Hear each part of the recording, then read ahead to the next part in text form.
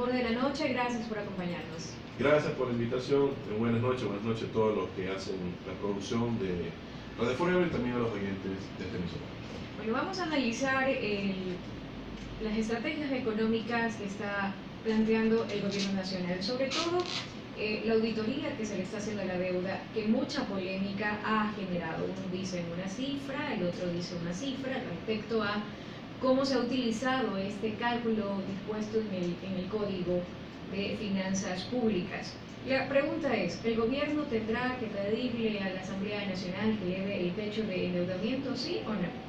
Sí, eso fue una de las propuestas que como Colegio Economista de Guaya hemos planteado, porque igual necesita financiarse para el próximo año. Entonces, esto aquí tiene que ser a través de un proyecto de ley de carácter económico urgente, para que vaya a reformar el Código Orgánico de Planificación y Finanzas Públicas. Pero aquí viene el asunto que viene de peso, que es la presentación justamente con este proyecto de ley, que es el Plan de Sostenibilidad Fiscal.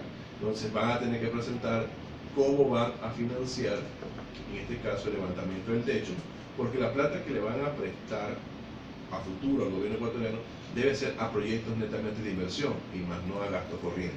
Entonces, levantar el techo del 40% es un asunto que debe hacérselo, pero vuelvo a insistir, la plata que a futuro se preste netamente tiene que ir a inversión pública, más no a gasto corriente. ¿Y cómo el Ecuador va a garantizar el pago de esa deuda? Porque de hecho es uno de los puntos que le preocupa al Fondo Monetario Internacional. Lo decían hace varios días el Fondo Monetario Internacional, que les preocupaba cómo el Ecuador pudiera responder a sus obligaciones. Mire, hay dos maneras de cómo poder cumplir con la deuda. La una, obviamente, recortando en el cortísimo plazo el gasto corriente. Y nosotros hemos sido partidarios de que debe haber una optimización desde el tamaño del Estado. Pero también, si no queremos optimizar el tamaño del Estado, tenemos que hacer crecer la economía. Con el mismo personal público pueden atender a muchas empresas y a muchos ciudadanos. Entonces, y para crecer la economía, obviamente tiene que cambiar el sistema económico del país. En la Constitución establece la economía social y solidaria, que tiene como eje las organizaciones pequeñas y obviamente se basa en lo que es el ser humano. Pero para que las economías crezcan, usted necesita tener un sector exportador muy fortalecido, un sector industrial muy fortalecido, un sector agroindustrial muy fortalecido, y en eso hay una especie de diferencias de criterios en cuanto a la implementación de los modelos. Entonces, en este sentido, obviamente usted necesita del gran capital, algo que está excluido en lo que tiene que ver con el modelo que actualmente está vigente, que es la economía social y solidaria. ¿Por qué el gran capital? Porque es el que permite crecer más rápido. Pero obviamente ese gran capital tiene que estar coordinando con los pequeños capitales, porque debe estar, el desarrollo productivo del país debe estar enfocado en un desarrollo netamente inclusivo. Entonces, para eso usted tiene que dar incentivos tributarios. Le pongo un ejemplo, aquí no se ha desarrollado la industria de lo que tiene que ver con tecnología. No es porque no haya talento, sino es que no hay incentivos. ¿Por qué no plantear un impuesto a la renta del 5% a todas aquellas empresas nacionales que produzcan software, que por ejemplo tengan la creación de aplicaciones o lo que tiene que ver con empresas que tengan información en la nube? Y se lo aseguro que habrán miles de emprendimientos que estarían dispuestos a invertir con ese incentivo tributario. Eso pasa en Irlanda, por eso que allá se lo considera como la capital tecnológica del mundo. Entonces nosotros no lo hacemos por una cuestión ideológica. Entonces temen de que estas nuevas empresas sean las que más o menos tomen decisiones en el país y se rompe el esquema socialista. Es solamente cuestión ideológica. Pero si queremos crecer, vuelvo a insistir, de 100.000 millones de dólares, que es el PIB nominal año 2017, a 200.000 millones de dólares en un futuro, hay que confiar en el sector privado. No hay más salida. Y más que todo el sector privado que tenga miras hacia la exportación. Usted mencionaba el desarrollo agroindustrial. Sí. ¿Qué tanto puede repercutir en ese desarrollo el conflicto que se está viviendo en la frontera norte? Mire, el conflicto de la frontera norte es un tema netamente político y es un asunto de carácter internacional, pero que le corresponde a Colombia. Ecuador no estaba inmerso en ese problema. Lastimosamente, la tolerancia que se dio al gobierno nacional justamente a ciertos grupos irregulares en primera instancia, que luego se transformaron en terroristas, hicieron de que esas operaciones avancen hasta el territorio ecuatoriano. Pero es un tema, bueno insistir, de Colombia y no es de Ecuador. Que si nosotros comenzamos a analizar el asunto de la agroindustria, que es el tema que usted me preguntó, ayer, por ejemplo, tuve una reunión con campesinos de la provincia del Guayas y ellos se quejaban que, por ejemplo, en el tema del arroz, el gobierno nacional no les satisfacía sus demandas. Pero aquí viene un problema central con el campesino. Especialmente me refiero al arroz. Cuando los precios están altos, porque la producción es corta, no hay ningún tipo de reclamo por parte del sector arrocero. Pero cuando hay exceso de producción y por ende los precios bajan, obviamente se generan los conflictos con el sector arrocero. Entonces aquí ya depende mucho de la visión que tenga el sector campesino con respecto a la realidad económica del país. Y yo les planteé lo siguiente: el asunto es que los excesos de producción deben ser canalizados a la exportación. Pero igual ellos no tienen una comunión tan armoniosa con el Ministerio de Agricultura, sobre todo luego de ese acuerdo ministerial que establece el techo y el piso. Es porque hay diferencias de criterio en los ministerios. Por ejemplo, acabaron de cerrar un acuerdo al ministro Campana, pero no va de la mano con el Ministerio de Agricultura y no va de la mano con el Ministerio de Producción. Entonces, por cuestiones ideológicas. Entonces, si usted quiere fortalecer al sector campesino, usted tiene que darle un segundo nivel a la agricultura, que es el asunto de la agroindustria. Por no decir al tercer nivel, que eso se da en Paraguay, que por ejemplo es el tema de los agronegocios, que es agricultura como eje medular, que se suma comercio, se suma industria, se suma servicios, se suma la banca, y todos van relacionados a un gran sector que es el sector agrícola. Después de haber vivido la burbuja del petróleo, ahora nuestra mirada tiene que ir al sector real. Y el sector real, en donde nosotros hacemos hacer las cosas bien, es el sector agrícola. Lastimosamente, no fue atendido cuando teníamos grandes cantidades de petróleo y ahora toca establecer mecanismos que les permitan a ellos no solamente alimentar a los 16 millones de ecuatorianos, sino también buscar la gran demanda, que son de 6.000 millones de habitantes en todo el mundo. Son las 7 de la noche con 17 minutos. Seguimos dialogando con el economista Larry Yunibanda, presidente del Colegio de Economistas del Guayas. Regresando al tema de la deuda, el primer eje del programa económico del presidente justamente la estabilidad y el equilibrio fiscal, en la que se plantea reducir el endeudamiento público con mayor eficiencia en la recaudación tributaria y también la reducción del déficit fiscal. La meta del 5,64%, bajarlo hasta el 2021 al 2,47%. Cuando el presidente presenta el programa económico, surge la inquietud y surge esta pregunta respecto a la transparencia de las cifras, a la transparencia de la deuda. Entonces uno dice, bueno, ¿cuál es el tamaño real de la deuda? Lo que se calcula con el decreto 1218 o la que está mencionando ahora la Contraloría. ¿Cuál es el tamaño de la deuda? Sigue siendo la pregunta.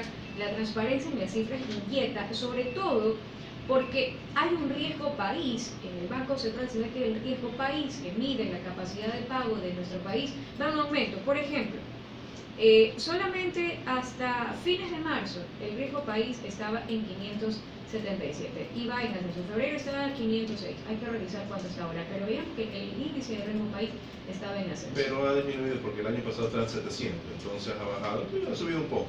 Pero el asunto del tema de la deuda, hay que ser claro, el presidente Correa reformó el reglamento del Código Orgánico de Planificación de Finanzas Públicas, apuntando a que deben contabilizarse la deuda por el manual de estadísticas del FMI.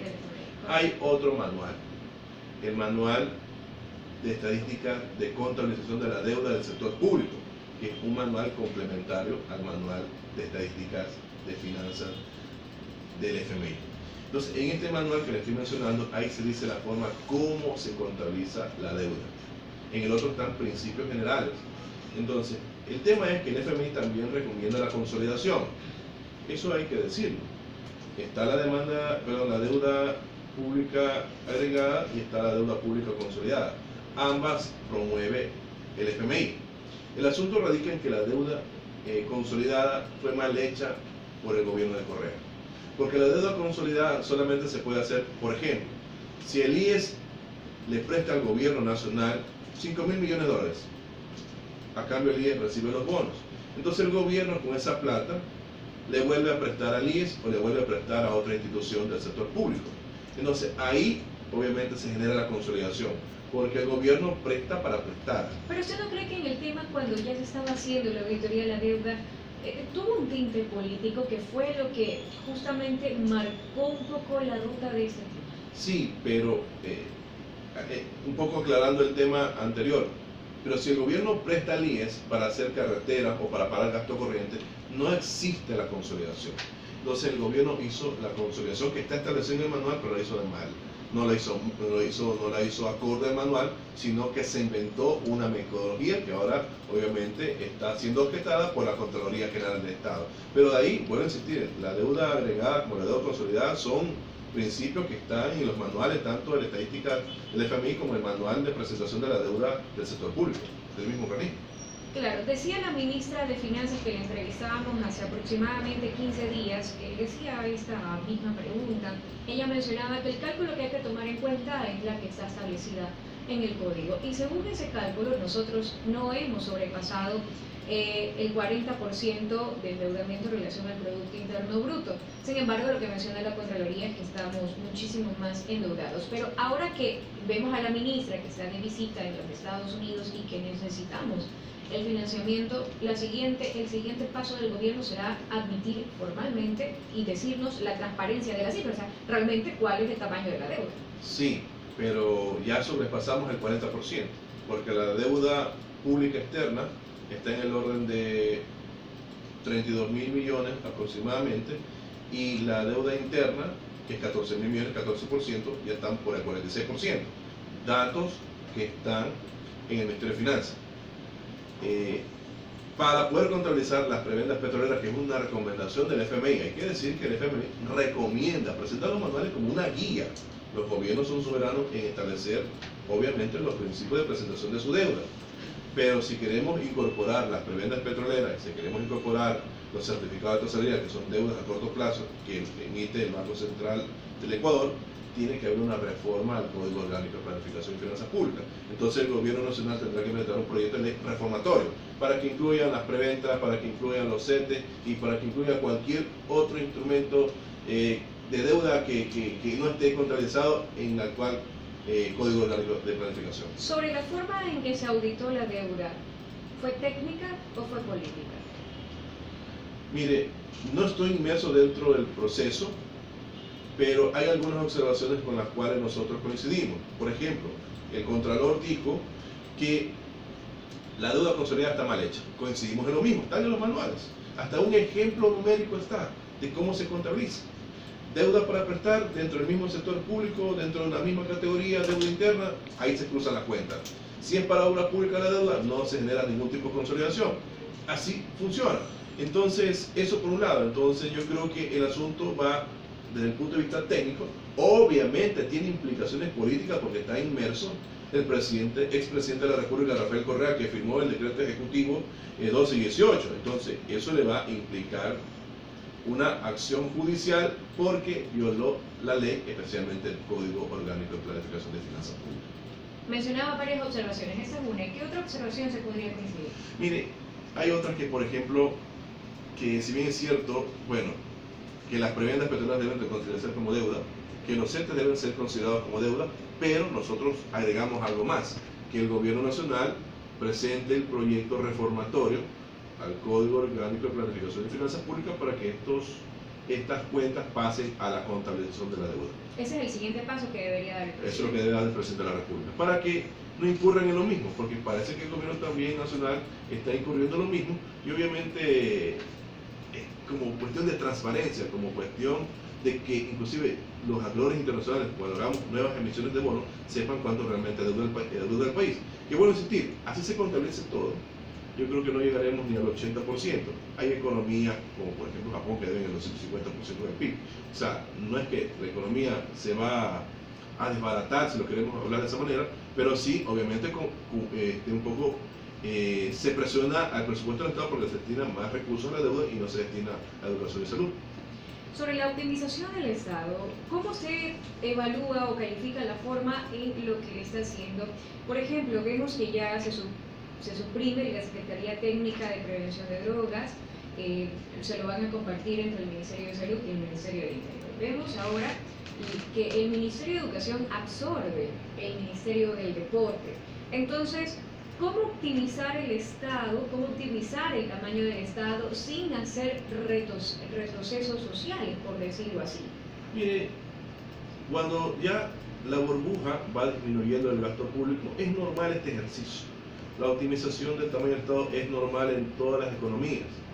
La cuestión es que tienen que ser la optimización que no vulnere, por ejemplo, programas sociales. Entonces, el presupuesto va a estar. La cuestión es que hay un plan de desenrolar aproximadamente 9.000 empleados, que por lo general son empleados de nivel jerárquico superior, entre asesores, directores, jefes departamentales, que cuando se genera una fusión tienen que salir, porque solamente tienen que cumplir una sola función en todo lo que tiene que ver con la coordinación de la fusión de los ministerios. Y asimismo con el resto de secretarías, empresas públicas ineficientes, por ejemplo, nosotros creemos que hay empresas públicas que deben cerrarse porque les generan pérdidas al Estado y también les genera distorsiones en el mercado. Entonces, y las que queden ya no deben ser manejadas por burócratas, deben contratar a ejecutivos empresariales con experiencia en el manejo de empresas para que aseguren la rentabilidad financiera y por ende puedan financiar la política social. Con ese criterio hay que pensar en la administración de las empresas públicas.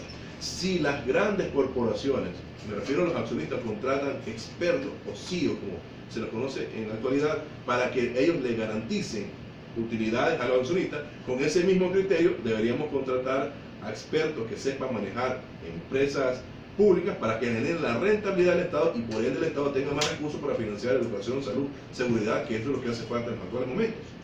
Son las 7 de la noche con 27 minutos, estamos dialogando con el economista Larry Yumibanda, presidente del Colegio de Economistas del Guayas. Ya para concluir esta entrevista, mi última consulta es acerca de el alza de aranceles al techo que permite la Organización Mundial del Comercio. Gremios como la Cámara de Comercio, tanto de Quito y Guayaquil, el Comité Empresarial Ecuatoriano, en fin, se han pronunciado en contra de esa medida que toma el gobierno nacional. ¿Por qué? Porque menciona que va a generar un retroceso, una contracción, que sucederá lo mismo que sucedió en las salvaguardias, que cuando se aplicaron las salvaguardias se perdieron aproximadamente 275.000 empleos. Mencionaba además, citaba la Cámara de Comercio, de las 375 subpartidas que van a hacer este reajuste arancelario. Mencionaba la Cámara de Comercio que ya la mayoría se encuentra ya casi al tope y que tan solo 45 no están al tope de este techo que establece la Organización Mundial del Comercio. ¿Qué tan conveniente o qué tanto podría repercutir en el desarrollo económico, en la atracción de inversiones que tanto se espera con este alza de aranceles al techo? Bueno, en ese tema nosotros somos contrarios a la aplicación de aranceles, pero el gobierno nacional lo quiere plantear a la importación de bienes de consumo, que son el 21% del total de importación. Ahora, el tema es un poco complejo porque un vehículo es un bien de consumo que si se le aplican al tope máximo va a encarecer el vehículo y va a deprimir el sector automotriz, que ya viene recuperándose una vez que se implementaron incrementos de aranceles, se le establecieron cupos, se le establecieron salvaguardias, no solamente a los vehículos, sino también los repuestos, que encareció en este caso a los consumidores y también le generó pérdidas económicas en este caso al sector. Sumado una sobretasa arancelaria de centavos que ahora está... Ahora la tasa, si bien es cierto, la tasa ya la CAN se pronunció, pero solamente aplicaría para los países miembros de la CAN. Y como nosotros tenemos un acuerdo comercial con la Unión Europea, también se excluye la Unión Europea, pero Estados Unidos, México, China, Japón, el Mercosur, sigue vigente la tasa. Entonces, eso también tiene que ser derogado, porque eso es un impuesto. Una tasa usted aplica para un servicio, pero eso es un impuesto, y la cual nosotros también estuvimos en contra. Ahora, este tema de la importación de bienes de consumo, nosotros la justificaríamos siempre y cuando vaya dirigido a un sector que realmente el gobierno nacional quiere impulsar. Pero le pongo por ejemplo la industria textil. Si queremos impulsar la industria textil, tenemos que proteger que no vengan importaciones baratas, pero solamente en ese caso, cuando haya una propuesta netamente, obviamente socializada con dicho sector, para que apliquen el arancel. Pero si lo van a aplicar por solamente recaudar, eso le va a generar dos problemas. primero, que va a encarecer el precio para los consumidores, y segundo, le va a generar perjuicio al propio Estado porque se le va a generar contrabando y eso significa menos recursos fiscales para el Estado. Y también se convierte en un rubro que el empresario ya no va a invertir, por ejemplo, en generar plazas de empleo. Es decir, si tenía destinado a agrandar su nómina, ya no lo puede hacer, porque va a tener que destinar ese recurso. Sí, a pesar de que la economía creció en el 3%, se mantiene casi la misma estructura laboral en el Ecuador. Casi 6 de 10 están desempleados o tienen empleo inadecuado, y casi 4 obviamente tienen empleo, en este caso adecuado. Entonces, esta estructura no cambió a pesar de que generó un incremento del Producto Interno Bruto del 3%, pero se debe a la deuda y eso se debe al gasto de las personas. O sea, la persona actualmente, como sufrió por la crisis del terremoto, la crisis económica, la implementación de impuestos, el establecimiento de salvaguardia, dejó de consumir, ahora está consumiendo y eso generó el incremento. Pero necesitamos que hayan más consumidores y también se necesita que haya más productores, y eso a la larga va a generar mayor actividad económica. Eso le va a convenir al propio Estado porque va a recaudar más tributos y podrá atender la política social. Larry Yumibanda, gracias por habernos acompañado en Al Borde de la Noche. Gracias a usted.